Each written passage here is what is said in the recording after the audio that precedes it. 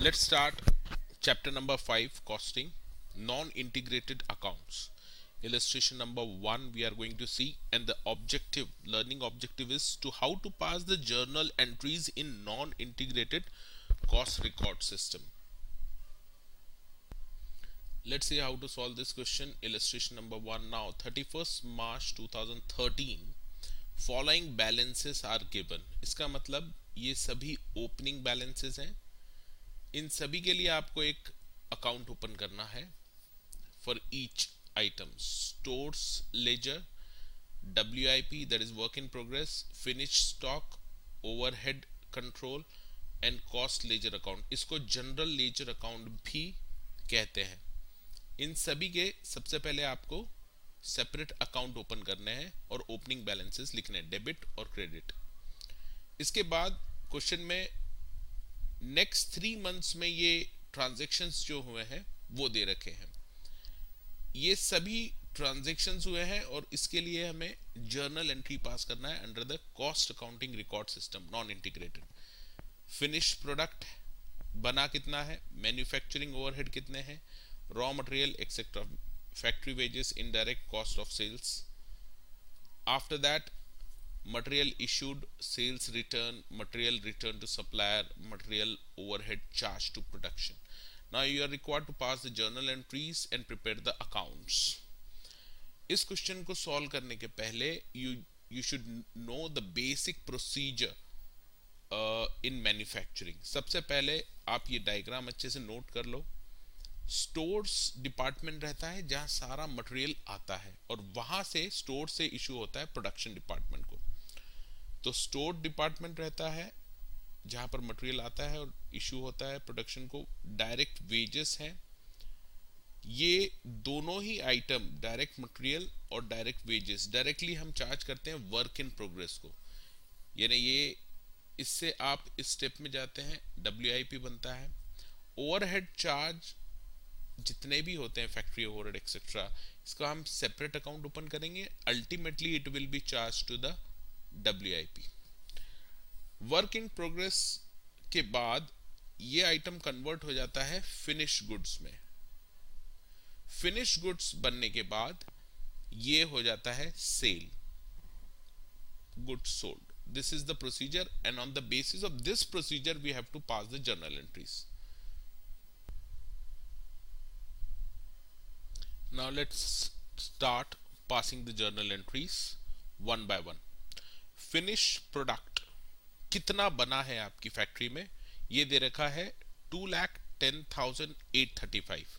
तो मैंने आपको बताया था फिनिश प्रोडक्ट बनता है WIP से. तो जैसे ही फिनिश प्रोडक्ट बनता है we will debit the finish stock and credit the WIP.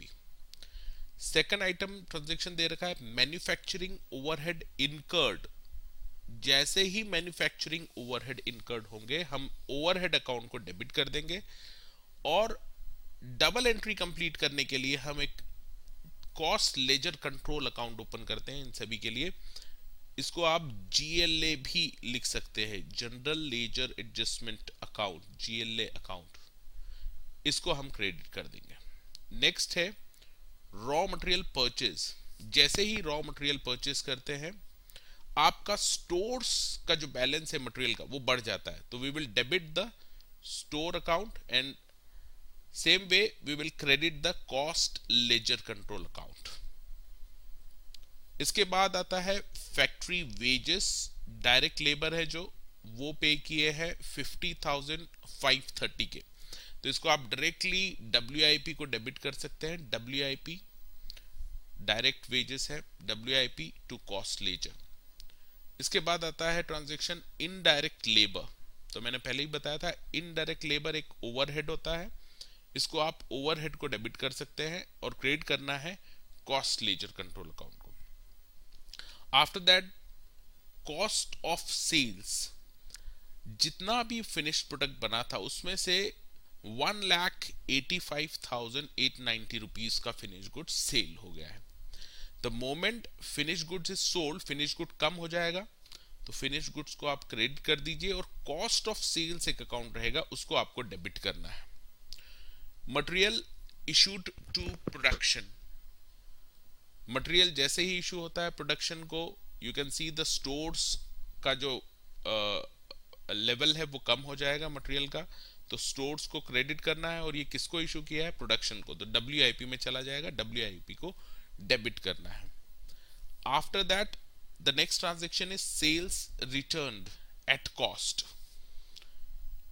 हमने देखा था कि हम गुड्स सेल करते हैं, जब हम सेल करते हैं तो फिनिश गुड्स कम होता है, तो हमने फिनिश गुड्स को क्रेडिट किया था, लेकिन जब सेल्स रिटर्न आता है तो फिनिश गुड्स का स्टॉक बढ़ जाएगा, तो वापस फिनिश गुड्स को डेबिट कर देंगे और कॉस्ट ऑफ सेल्स को क्रेडिट कर देंगे। एक तरह से रिवर्स एंट्री है सेल की।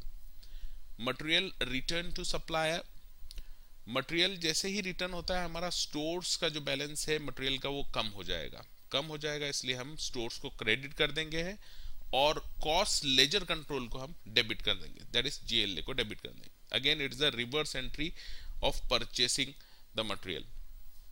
Manufacturing overhead charge to production, मैंने आपको पहले ही बताया था, सबसे पहले जो ओवरहेड एक्सपेंसेस रहते हैं ओवरहेड को डेबिट करते हैं, ओवरहेड कंट्रोल को, और जीएलए को क्रेडिट करते हैं।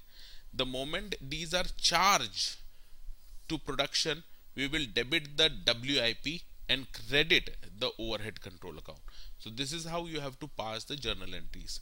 Once you have passed the journal entries, you have to post it to the respective account and balance those account, and on the basis of those accounts balances you can prepare the trial balance ultimately.